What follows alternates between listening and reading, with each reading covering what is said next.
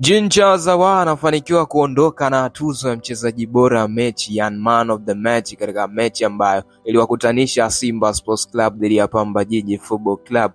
Mechi ambayo imemalizika kwa ushindi kwa klabu ya Simba, ushindi wa goli 5-1. Mechi ambayo Jean Charles Ahoua amefanikiwa kuondoka na hat-trick. Goli la kwanza akilifunga kwa mkwaju wa penalty na goli la pili akilifunga kwa pigo huru ama free kick, na goli la tatu akilifunga baada ya kupokea assist yake Elie Mpanzu.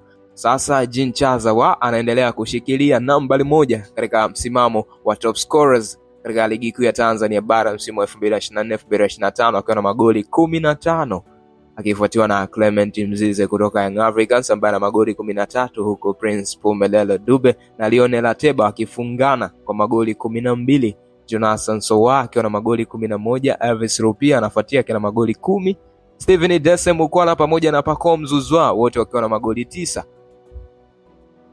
Umeionaje performance ya Jean Charles Ahoua katika mechi ya leo? Drop your comment hapo kwenye comment. Hapa ni Super 12 ya Dino Television. Endelea kutufollow kwa taarifa nyingi zaidi za kimichezo.